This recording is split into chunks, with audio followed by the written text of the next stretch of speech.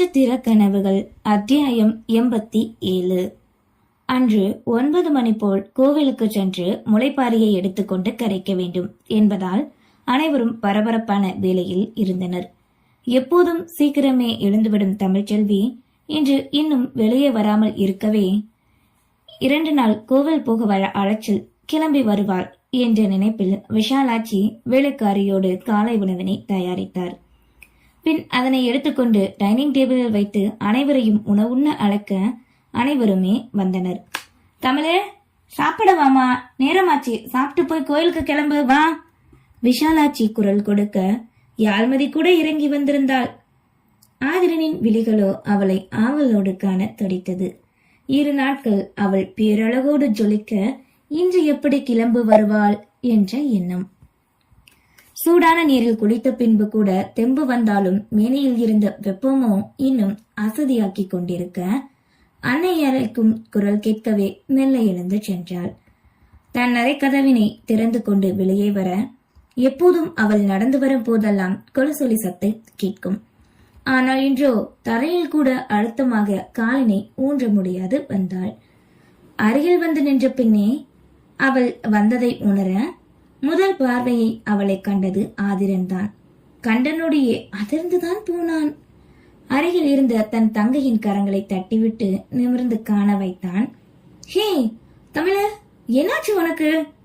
அதித்தி கேட்க அதன் பின் தான் பின்னே நின்ற அவளை அனைவரும் உணர்ந்தனர்.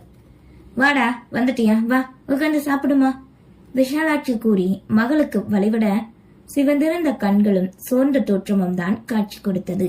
குட்டிமா, என்னாச்சு உனக்கு? கேட்டவாறு தேவா எழுந்து வர நின்றிருந்த விஷாலாட்சி திரும்பி மகளை கண்டு அதிர்ச்சியாக அவளை பற்றினார்.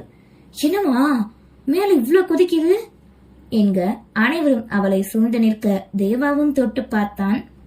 எப்போல இருந்து காய்ச்சல் வந்தது உனக்கு? தேவா மருத்துவராக கேட்க எண்ணங்களோ காரணங்கள் எல்லாம் மனதில் அசை போட்டு கலங்கியது. என்னாச்சு குட்டிமா, ஏண்டா அழுகிற? விஷாலாட்சி கேட்டு தன்னோடு மகளை அணைத்துக் கொள்ள அன்னையின் நெஞ்சில் சாய்ந்தவளோ அழ ஆரம்பித்து விட்டாள். தமிழ்ச்செல்வியோ அன்று அனைவருக்கும் புதிதாகத்தான் தெரிந்தாள். எந்த வலியோ வேதனையோ எதுவாக இருந்தாலும் மனதிற்குள்ளே போட்டுக்கொள்வாள். ஆனால் இன்றோ அவர்களின் அன்பிலும் பாசத்திலும் நிகழ்ந்து போய் தத்தளித்தாள். ஆதிரனுக்கோ தாங்க முடியவில்லை. எதுவும் செய்ய முடியாது தவிப்பாய் நின்றிருக்க நேற்று இவளின் கரங்களை தொடும்போது கூட காய்ச்சல் இல்லையே, பின் ஒரே இரவில் எப்படி யோசித்தான். ஏய் புள்ள, எதுக்கு திடீர்னு அழுகுது? தேவா, உடம்புக்கு ரொம்ப முடியலையா பார்ப்பா. குட்டிமா, ஹாஸ்பிட்டலுக்கு வேணா போவோமாடா? சங்கரமூர்த்தி பதறிக்கொண்டு அருகில் வந்து கூறவே, நீ வா குட்டிமா, வந்து உட்காரு முதல்ல என கூறி அவளை பரிசோதித்து பார்த்த தேவா நார்மல் ஃபீவர் தான் என்றான். பயப்பட ஒண்ணு இல்ல, அலைச்சல்னால வந்திருக்கு போல, நல்லா ரெஸ்ட் எடுத்தா சரியாயிரும். நான் டேப்லெட் எடுத்துட்டு வந்து தரேன், போட்டு கொஞ்ச நேரம் தூங்கு குட்டிமா. சின்னம்மா, நீங்க கஞ்சி கொண்டு வந்து கொடுங்க, வேற எதுவும் இன்னைக்கு சாப்பிட வேண்டாம், எல்லாம் சரியாயிரும். எங்க சொன்னா கேக்குறாளா? 10-11 மணி வரைக்கும் படிக்கிறது, இதுல காலேஜ் முடிஞ்சு வீட்டுக்கு வர்றதே 6 மணி. அதுவும் போக இந்த 1 வாரமா காப்பு கட்டியிருக்கேன்னு சரியா சாப்பிடாம தூங்காம இருந்துட்டு இப்ப பாரு. ஏமா? அக்கறையோடு விஷாலாட்சி வசைப்பாடவே, புள்ளைக்கு முடியல, இந்த நேரம் போய் திட்டிக்கிட்டு அழுதுகிட்டு இருக்க, போய் சமாதானப்படுத்தி தூங்க வைக்காம இதெல்லாம் என்ன? சங்கரமூர்த்தியும் சத்தமிடவே அமைதியானார். தேவா மாத்திரைகளை கொண்டு வந்து கொடுக்க, நீங்க எல்லாருமே கோவிலுக்கு கிளம்பி போங்க, நான் இவ கூட இருந்து பாத்துக்கிறேன், கொஞ்ச நேரத்துல சரியாயிடும், சாயங்காலம் இவளும் வருவா பாருங்க என கூறிய வேலம்மாள் பாட்டி பேத்தியை தன்னோடு அழைத்து கொண்டு அறைக்கு சென்றார். இன்னும் தமிழ்ச்செல்வியோ அழுதவாறே செல்ல, இவ காய்ச்சலுக்கெல்லாம் அழுத மாதிரியே இல்லையே, வேறு ஏதோ இவ மனசுக்குள்ள இருக்குதோ என்று இரு உள்ளம் நினைத்து கொண்டது. பின் அவர்கள் அனைவரும் முளைப்பாரியை கரைக்க வேண்டும் என்பதால் கோவிலுக்கு கிளம்பி சென்றனர். இங்கே கோவிலில் கடைசியாக சிறிது நேரம் முளைப்பாரியை சுற்றி நின்று கும்மியடித்து அதனை தூக்கி கொண்டு கரைப்பதற்கு ஆற்றினை நோக்கி நடந்து சென்றனர். யாழ்மதியின் வீட்டார்களும் இளையராணியும் தமிழ்ச்செல்வியை பற்றி கேட்க உடம்புக்கு முடியவில்லை என கூறி அவளின் முளைப்பாரியை விஷாலாட்சி தூக்கி கொண்டு வந்தார்.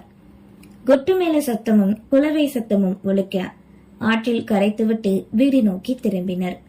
மதியம் கறிவிருந்து, அதனைத் தொடர்ந்து மஞ்சள் தண்ணீர் ஊற்றுவது, பின் அன்றும் விளையாட்டு போட்டிகள்.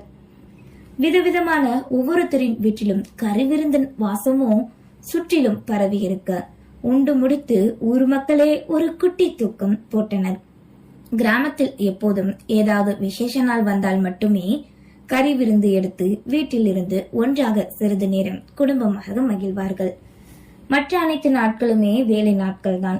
ஓய்வென்பதே உழைக்கும் கூலி தொழிலாளிகளுக்கு கிடைக்காத ஒன்று. மாலை நேரம் தூங்கி எழுந்த இளந்திரையனின் சட்டை, முகம் முழுவதும் மஞ்சள் தான். அதனை கண்டதுமே புரிந்தது இது யாழ்மதியின் வேலைதான் என்று. விழிகளோ அவளை தேட, அவளோ அறையில் இல்லை. இருடி, உனக்கு இன்னைக்கு இருக்கு, எப்படி பண்ணி வச்சிருக்க நீ நினைத்து கீழே இறங்கி வர, இவன்தான் தாமதமாக வந்து விட்டான் என்பது போல் அங்கு இருந்த அனைவரின் சட்டையும் ஈரமும் ஒரே மஞ்சளும் தான். மதி, இதெல்லாம் ஓ வேலையா? எதிரே நிற்கும் மனைவியை கண்டு கேட்க, அவனின் பின்மே பம்மி கொண்டு வந்தாள் பிரியதர்ஷினி. அவன் காணாது மற்றவர்கள் அதனை கண்டுவிட மெல்ல ஒரு செம்பில் கொண்டு வந்த மஞ்சள் நீரினை மேலே ஊற்ற அனைவரும் சிரித்தனர். இது யாரு என்ற எண்ணத்தில் திரும்ப பிரியதர்ஷினியோ சிரிப்போடு நின்றிருந்தாள்.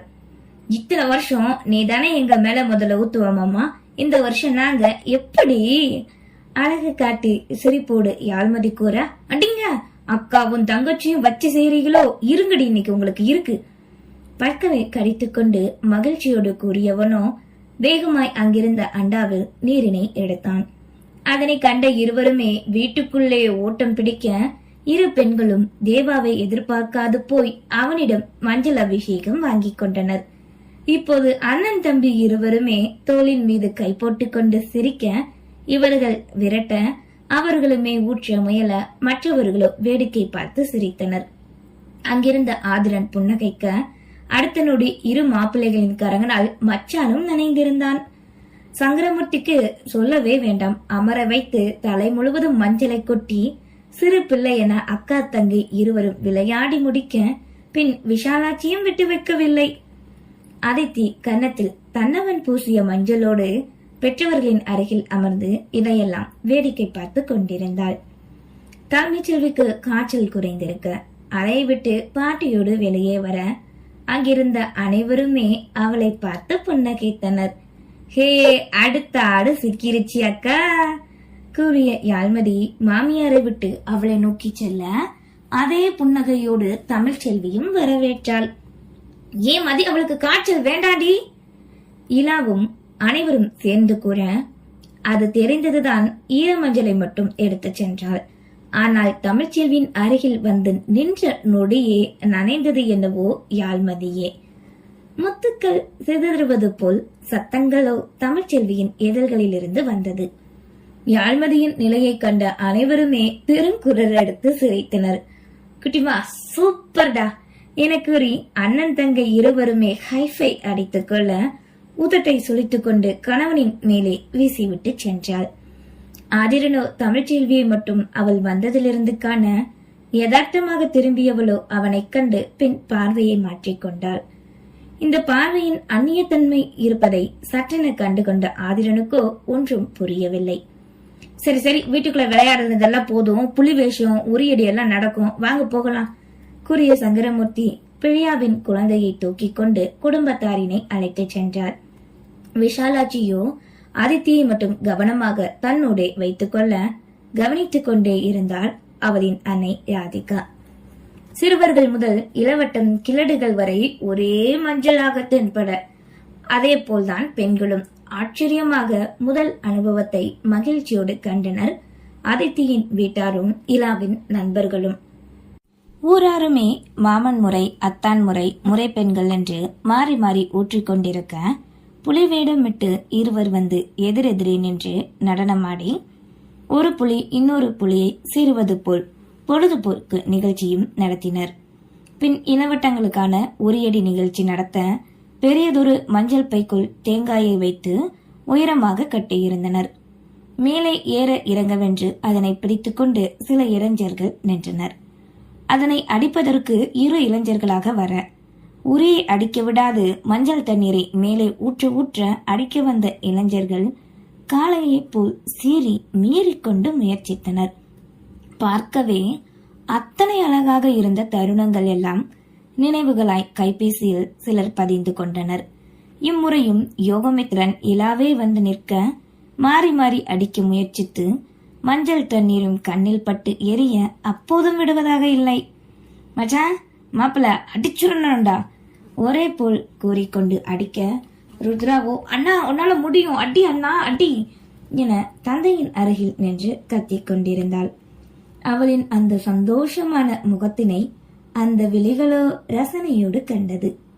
அதேபோல் மாமா உன்னால முடியும், அண்ணா விடாத, அடிச்சிரு என்று இலாவின் புறமும் கத்திக் கொண்டிருக்க ஒரே போல் சீறிக்கொண்டு மஞ்சள் தண்ணீரை மீறி அதனை அடித்து தங்களின் வீரத்தினை காட்டினர்.